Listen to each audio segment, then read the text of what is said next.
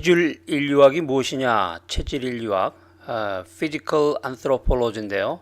먼저 인류학의 정의를 한번 점검해 보겠습니다. 인류학이라고 하는 것은 한마디로 정의하면 인간 역사의 전 시대와 전 세계에 걸친 인간에 관한 일체의 현상들을 대상으로 연구하는 학문이다. 이렇게 정의할 수가 있는데, 여기서 이제 전 시대라고 하는 것은 이제 시간적인 개념이고, 이 전 세계라고 하는 것은 그 땅덩어리, 이제 영역에 대한 이제 설정이 되겠죠.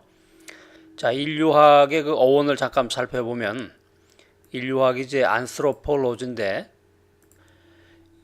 이 말의 그 기원이 히라보에서 나옵니다. 그래서 이제 안스로포스가 이제 인간인데, 여기에다가 이제 그 어미가 붙어서 로지아라고 하는 그 어미가 붙어서 말 그대로 인간에 대한 학문이네요. 바로 인간에 대한 학문.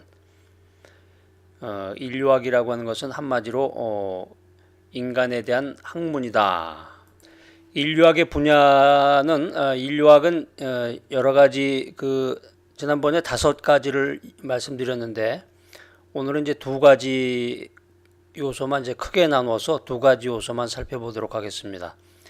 체질 인류학과 이제 문화 인류학인데, 문화 인류학이라고 하는 것은 그 인간의 사회 문화 현상을 연구하는 그런 분야가 되겠고, 체질 인류학이라고 하는 것은 우리가 지난번에 형질 인류학이라는 말로 우리가 설명을 드렸는데요. 체질 인류학, 같은 말이에요. 형질 인류학, 또 생물 인류학, 이렇게 여러 가지 표현으로 사용이 되는데, 이 체질 인류학이라고 하는 것은 말 그대로예요.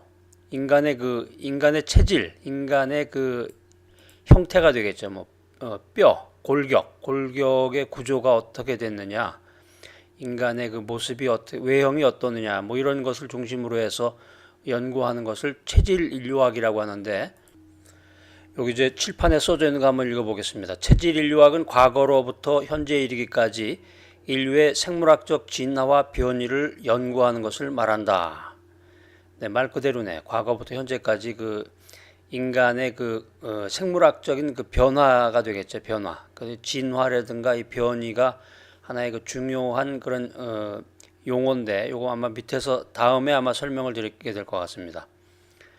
그래서 이 체질 인류학의 그 연구 대상이 있는데, 지금 여기에는 3가지죠. 3가지 정도로 크게 구분을 해서 간단하고 쉽게 여러분에게 설명을 드리겠습니다. 이 체질 인류학의 연구 대상이 첫 번째는 이제 고인류학이 있습니다. 고인류학. 그 다음에 2번째는 영장류학. 3번째는 인류의 다양성. 이제 이런 분야로 연구가 된다라고 하는 것인데, 여기 보면은 이제 그 기본적으로 사람의 그 뼈 있죠. 뼈대, 골격이라고도 하는데, 기본적으로는 사람의 뼈대를 연구 대상으로 하기 때문에 골학이라고 한다. 골학이라는 게 이제 인간의 골격에 대한 연구라는 말이 되겠죠. 자, 그 첫 번째 이제 고인류학이라는 걸 한번 살펴보겠습니다. 고인류학이라고 하는 것은 간단히 말하면은 인류의 생물학적 역사를 다루는 분야인데, 화석을 통해서 인류의 조상이 어떤 모양을 지니고 있었는지 이것을 이제 살펴본다는 것이죠. 이 화석에 대한 연구는 이제 전통적으로 보면은 진화론적인 그런 관점이 있고, 또 창조론적인 관점에 따라서 조금씩 해석이 다르게 됩니다. 그리고 또 시대의 변천에 따라서 이것이 이제 점차적으로 그 이론들이 분화가 되는데, 그 자세한 내용은 이제 다음에 또 말씀을 드리도록 하고, 오늘 이 시간에는 일단 이 고인류학이라고 하는 것이 무엇인가, 이것은 이제 인류의 생물학적인 역사를 다루는 분야인데, 그 내용은 화석을 통해서 인류의 조상의 모습이 이제 어떤 변천 과정을 거쳤느냐 하는 것을 연구하는 것이다 라는 것입니다.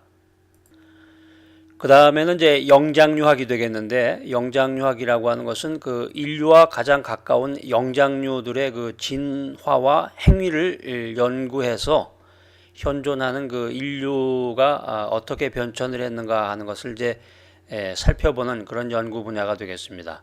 이제 구체적인 그 내용이 여기 지금 한 가지가 써져 있는데, 왜 인류가 그 툴을 만들어서 도구를 사용할 수가 있고 또 말을 할 수 있는지 거기에 대한 연구를 이제 집중적으로 하게 되는데 인류와 가장 가까운 영장류 그 원숭이라든가 유인원이라든가 침판지에 대한 그런 생물학적인 특성과 행위에 대한 연구를 집중적으로 함으로써 만물의 영장인 그 인간의 그 말할 수 있는 능력이라든가 그 도구를 사용하는 능력을 집중적으로 연구하는 그런 분야가 영장류학이다라고 하는 것입니다. 자, 그다음에 인류의 다양성에 대한 연구는 인류가 다른 영장류들과 어떻게 다른지 생물학적인 입장에서 이것을 이제 집중적으로 연구하는 것인데 인류의 경우에 이 문화와 생물학적인 특성이 어떻게 이 상호 관련을 가지고 있는지에 대한 연구를 하게 됩니다. 그리고 인류의 유전학과 인구학 그리고 체질적인 성장과 발달 그리고 인류의 질병과 건강에 대한 연구 분야가 인류의 그 다양성 연구 분야가 되겠습니다.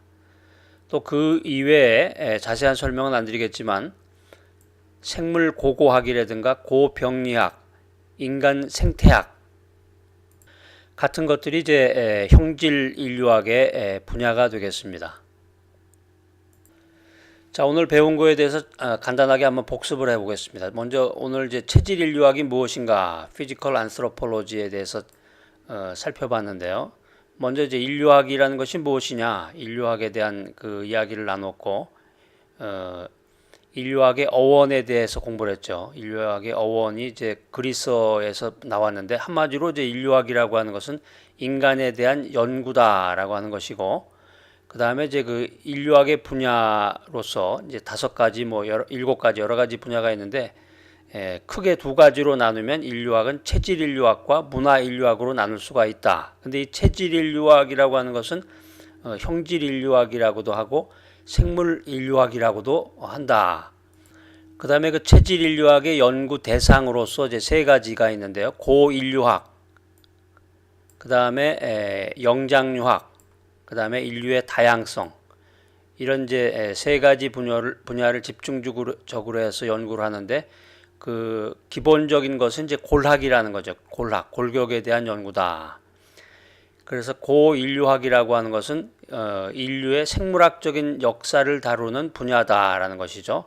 그 주요한 내용으로서 이제 화석을 통해서 인류의 조상이 어떤 모양을 지니고 있었는지에 대한 연구다. 그 다음에 이제 영장류학이 있는데 영장류학은 이제 인류와 가장 가까운 영장류의 진화와 행위를 연구하는 것이다라는 것이죠. 그래서 그 주요한 내용으로는 이제 인류가 어떻게 그 툴을 사용하게 됐는지, 연장을 사용하게 되었는지, 말을 할 수 있게 되었는지에 대한 그 해답을 인류와 가장 가까운 영장류인 원숭이라든가 유인원이라든가 침판지에 대한 연구를 통해서 그것을 살펴본다라고 하는 것입니다. 그 다음에 이제 인류의 다양성 연구는 인류가 다른 영장류와 어떻게 그리고 왜 다른지에 대한 생물학적인 입장에 대한 연구라는 것이죠. 그 다음에 마지막으로 이제 생물 고고학, 고병리학, 인간 생태학 등이 형태 인류학에 속한다라는 말로서 오늘 강의를 마치겠습니다.